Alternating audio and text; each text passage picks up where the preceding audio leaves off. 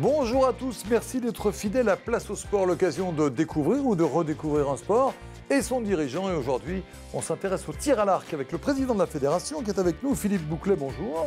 Bonjour. Soyez le bienvenu. Alors vous êtes un ancien président, puisque ça fait 16 ans que vous êtes président de la Fédération française de tir à l'arc.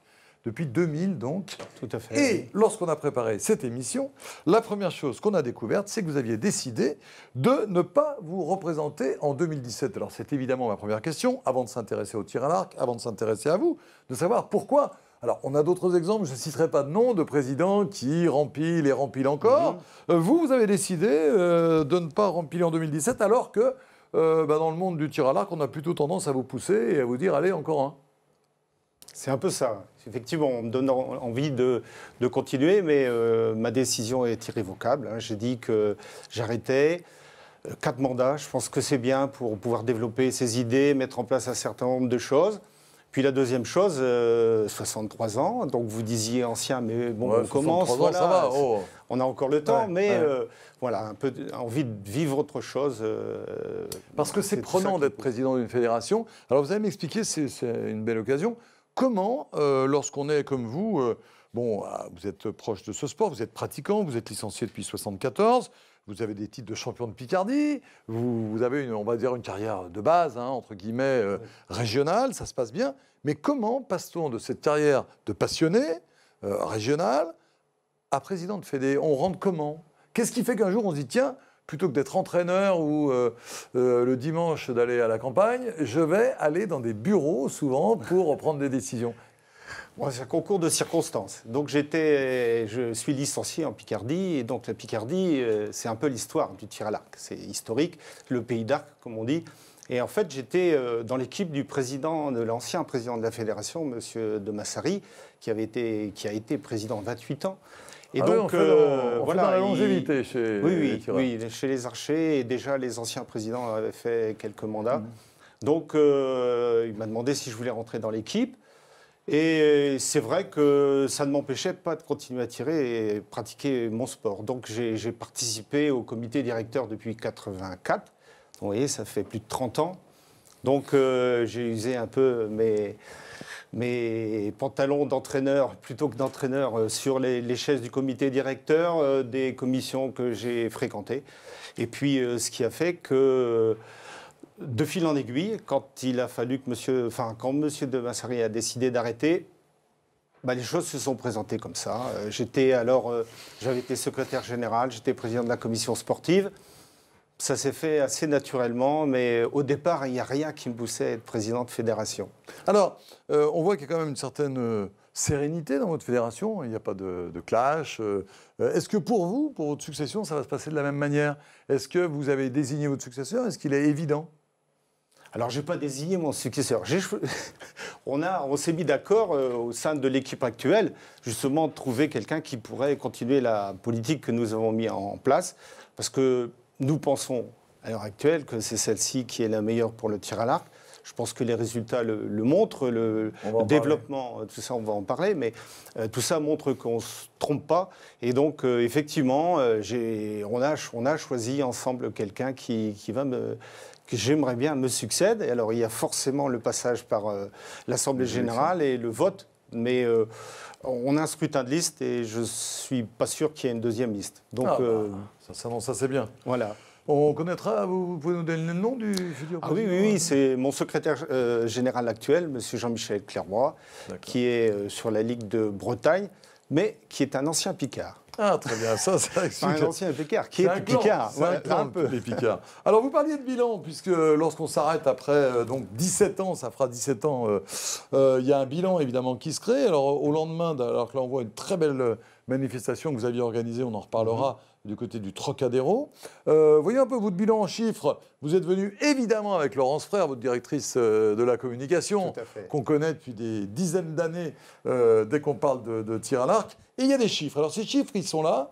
pour s'apercevoir qu'en 1972, il y avait moins de 10 000 licenciés en tir à l'arc. Et aujourd'hui, en 2015, il y en avait 73 000. Et je crois que vous avez même depuis passé la barre des 75. On est limite 75 000. On était 74 816 exactement. On s'était fixé le cap des 75 000.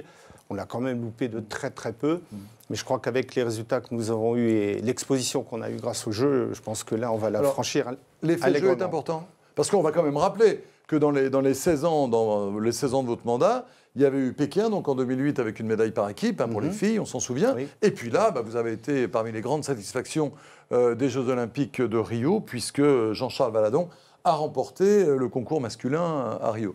Et ça, ça booste vraiment le nombre de licenciés. C'est évident.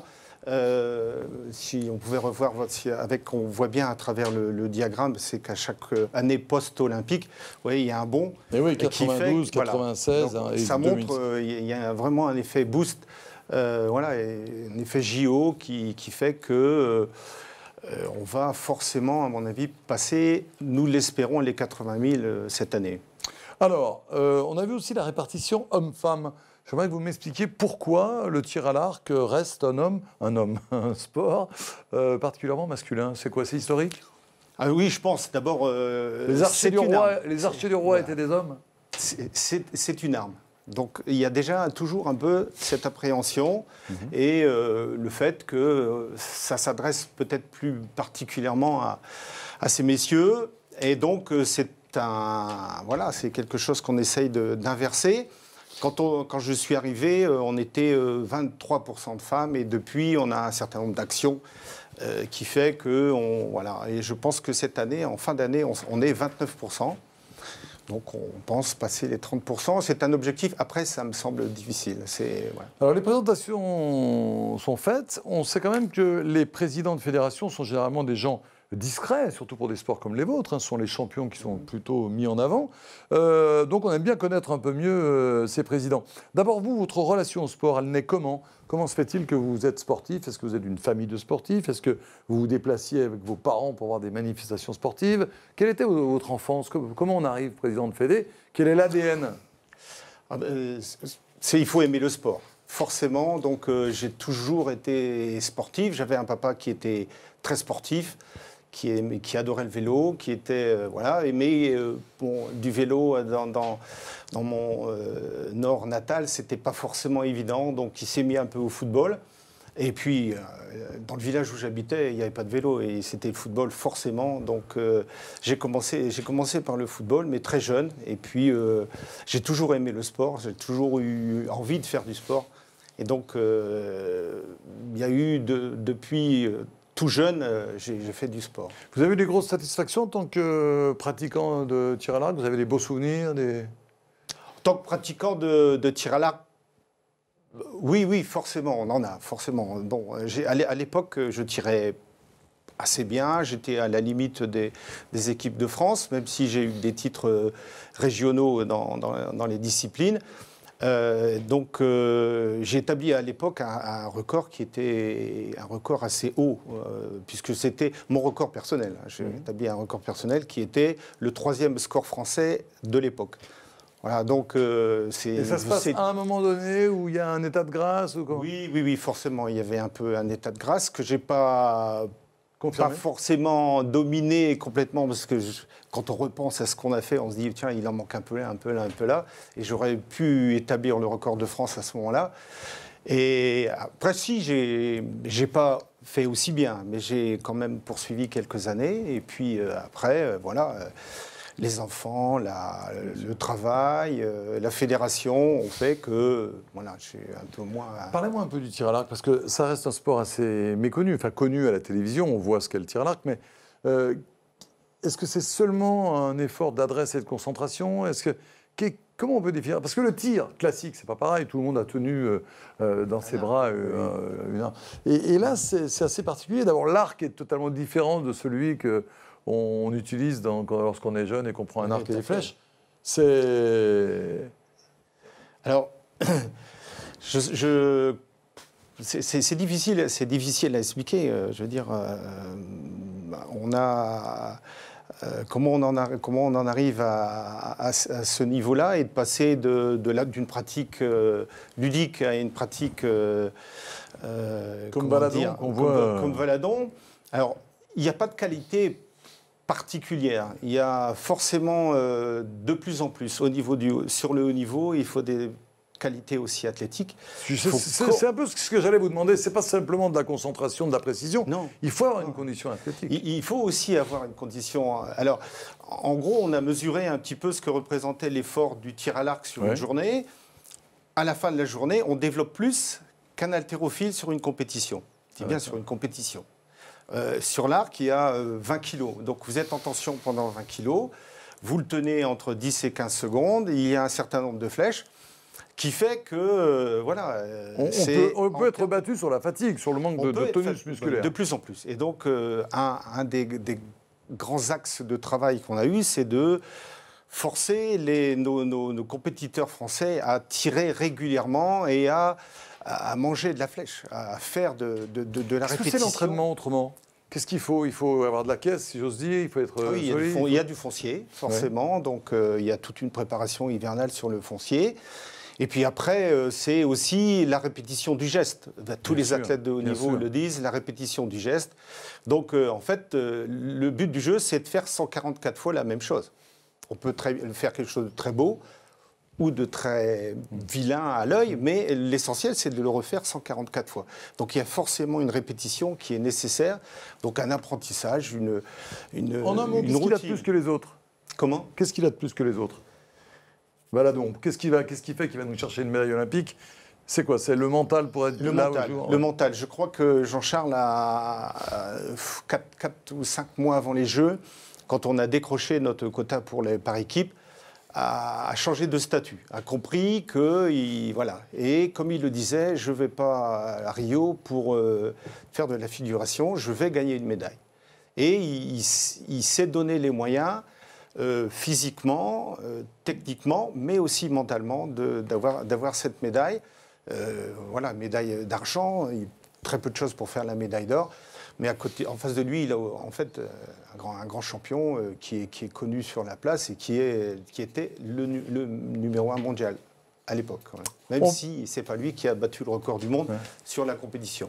On parle de tout ça dans quelques instants, dans la deuxième partie de ce Place au Sport, donc consacré au tir à l'arc et à son président qui est avec nous aujourd'hui. On parlera notamment de vos convictions sur le sport, parce que quand on est un dirigeant du sport en France, on a obligatoirement quelques convictions, Monsieur Bouclet. On les connaîtra dans quelques instants.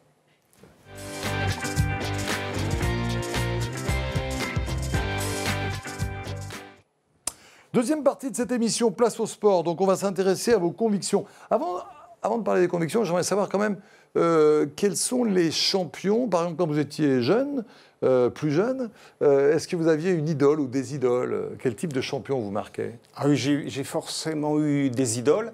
Bon, moi, j'étais plutôt tourné vers l'athlétisme. J'aimais l'athlétisme.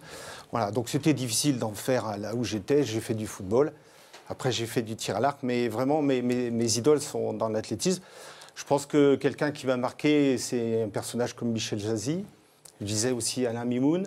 Voilà, des gens qui ont marqué leur époque et qui étaient vraiment des grands champions. Et des gens dont on pense que c'est facile quand on les voit courir. On n'imagine pas le travail qu'il y a en amont. Voilà. C'est sans doute la même chose au tir à l'arc. Ça paraît facile, mais c'est tout le boulot, comme vous disiez, la répétition du geste. Alors, on a un petit jeu. Vous aimez jouer ?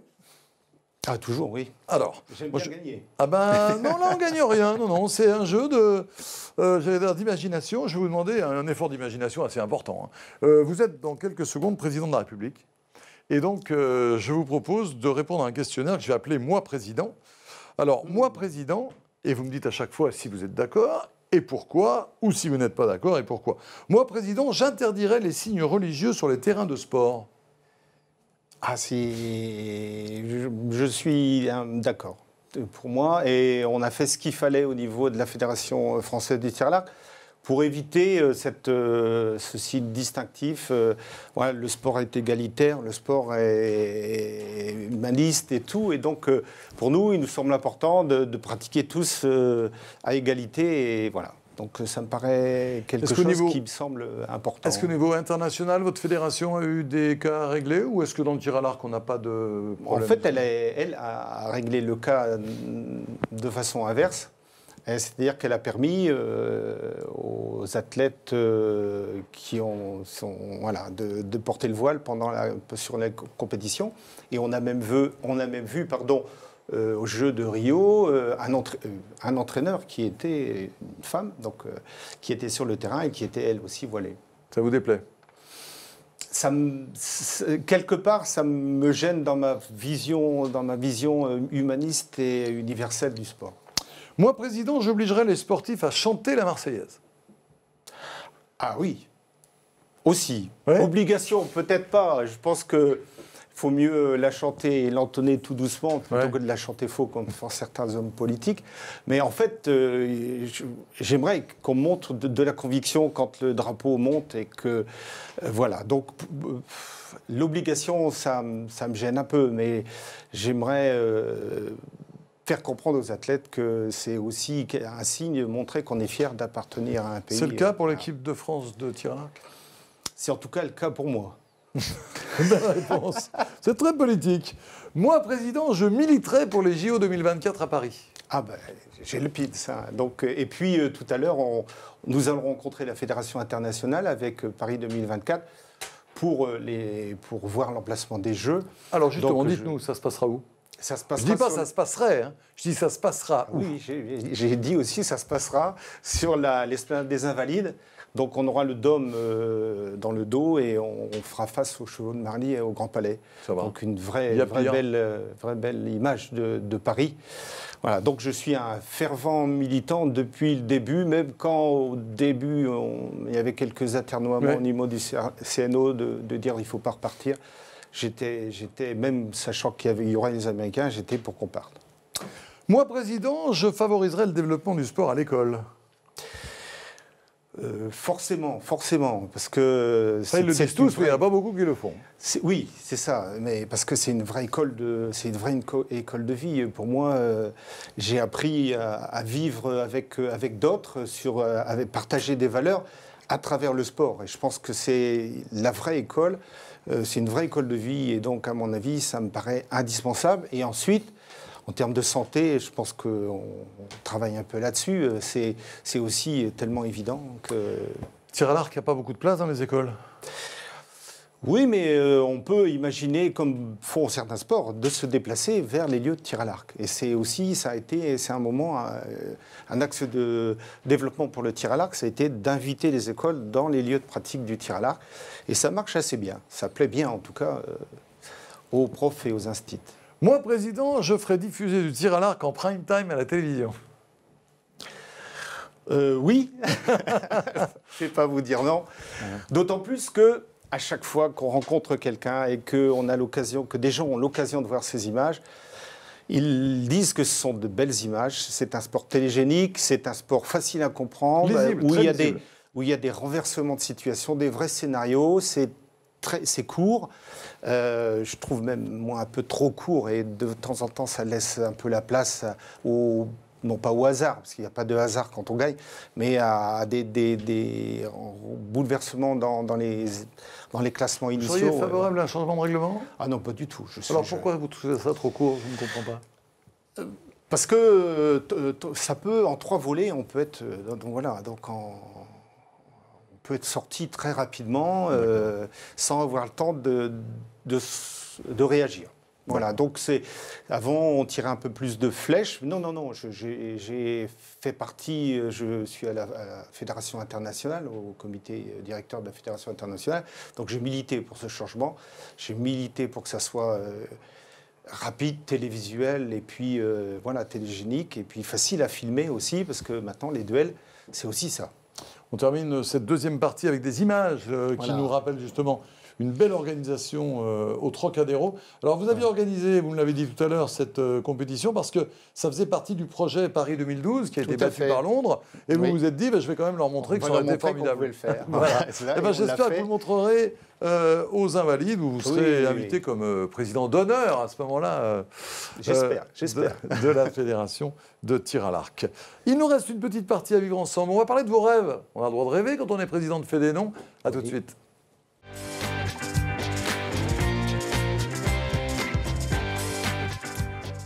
Nous allons terminer ce Place au sport donc consacré essentiellement au tir à l'arc, donc avec aujourd'hui son président Philippe Bouclet qui est avec nous, président depuis 2000 donc, et qui a annoncé qu'il ne briguera pas un nouveau mandat en 2017, qui préfère partir au sommet. Et il a bien raison, pas de partir, mais en tout cas d'être au sommet. Alors, les rêves de sport. Avant de parler de quelques rêves, qu'est-ce qui pourrait changer dans le tir à l'arc ? Qu'est-ce qui vous manque ? Vous avez une locomotive aujourd'hui, une médaille olympique. Qu'est-ce qui ferait la différence ? À quoi vous rêveriez dans une hypothèse parfaite ? Un des axes de notre développement, pour nous, ce sont les lieux dédiés. C'est difficile d'avoir dans certaines villes un endroit dédié pour le tir à l'arc. Autant en extérieur, c'est assez facile, mais en intérieur, c'est quand même 50% de la période en France où on tire. Il faut combien de mètres pour faire une... Alors, à l'extérieur, on tire à 70 mètres, et alors qu'en intérieur, on tire à 18 mètres. Voilà. Ça permet d'être dans des salles raisonnables. Ça reste dans le domaine du raisonnable, donc on partage forcément des lieux avec... alors quand vous passez derrière le bad, le basket, le hand, le tennis, voilà. Donc il ne reste plus beaucoup de place. Alors généralement c'est de 20 à 22 heures. Pour emmener les jeunes, c'est pas forcément facile. Et ça, c'est un frein. Quel est l'événement sportif que vous auriez aimé vivre ? Écoutez, moi je les ai vécus. Quand on est jeune et quand on est même athlète, on veut aller aux Jeux. Alors on veut aller aux Jeux en tant qu'athlète. J'ai pas pu le faire, mais j'ai fait depuis 92. J'ai fait tous les Jeux sauf ceux de Sydney. Alors soit en tant que en 92, on avait inventé un système de saisie de points qui a un peu révolutionné justement le tir à l'arc, où on avait directement les résultats. Parce qu'avant, il fallait attendre un certain nombre de temps pour pouvoir classer. Donc, on avait innové ça. Et donc, en fait, l'organisateur des Jeux sur le tir à l'arc nous avait invités. Donc, j'ai vécu en tant que bénévole, voilà, en 92. Et j'ai eu la chance de vivre la médaille de Sébastien Flûte. Et puis après, soit en tant que dirigeant, soit en tant que président, donc depuis 2000. Et pour moi, voilà, il n'y a pas d'autres manifestations où j'aimerais me déplacer, prendre du temps, la vivre avec, pas seul, avec forcément me déplacer avec madame, voilà, pour vivre les instants ensemble. C'est aussi ça, hein, c'est partager. Voilà, et c'est... Donc, pour moi, c'est des Jeux, donc c'est fait. Si je vous donne une baguette magique et je vous propose de changer un événement de l'histoire du sport, c'est lequel ? Ah, il y a quelque chose qui, moi, me reste toujours, et on en a reparlé il n'y a pas très longtemps, c'est ce match France-Allemagne de foot. De Séville en 82. Parce que moi, je la qualifie d'agression sur Battiston, du gardien de but, et qui n'est même pas sanctionné. Et qui c'est un des grands traumatismes du sport français. Ah oui, mais c'est vrai que ça a marqué, et c'est en fait cette injustice. Bon, après, dans des phases de jeu, il y a des choses. Mais après, c'est toute l'injustice qui suit. C'est-à-dire qu'on sort Battiston sur une civière, il n'est même pas sanctionné, il n'a pas de carton rouge, et on prend 2 buts. Oui. Et voilà. Je vais proposer des sportifs évidemment très connus. Et vous allez me dire celui qui vous inspire et pourquoi il vous inspire. Alors, vous les reconnaissez évidemment. Oui. Teddy Riner, Pogba, Marion Bartoli et Thibaut Pinot. Alors, qu'est-ce qui vous inspire le plus dans ces réussites formidables ? C'est son charisme. Alors, j'ai vécu sa désillusion à Pékin, où il a été médaille de bronze, où tout le monde l'attendait déjà médaille olympique. Et vraiment, j'ai trouvé qu'on avait été injuste avec lui.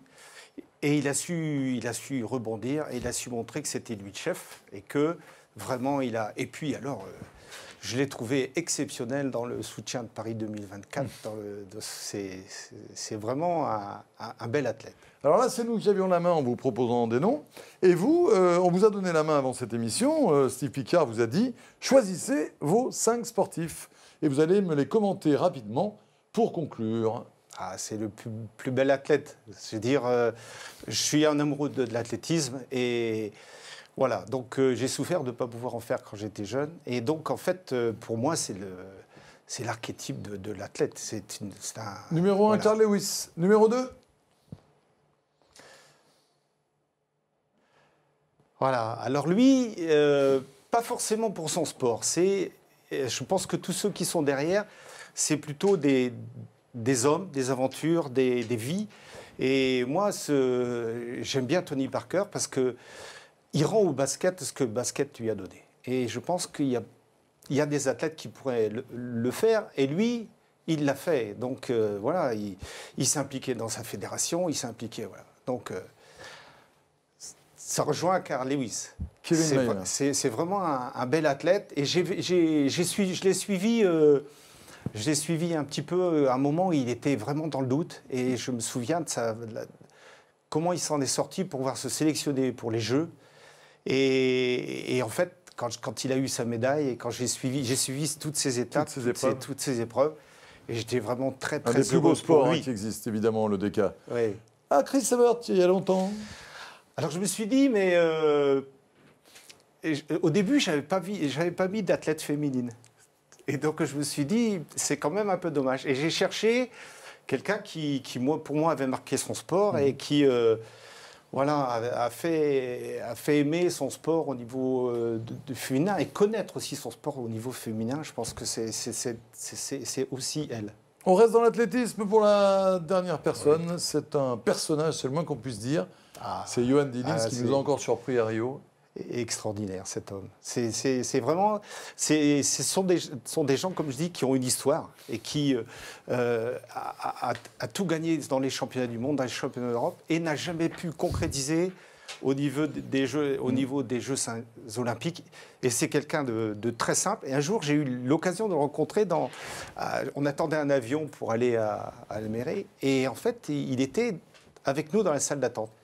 Et je suis allé le voir et on a discuté avec lui. Et il est d'une simplicité, d'une gentillesse. Et en fait, on a envie de le suivre marcher. Merci en tout cas de nous avoir suivis dans ce Place au Sport. On a passé un bon moment avec vous, Philippe Bouclet.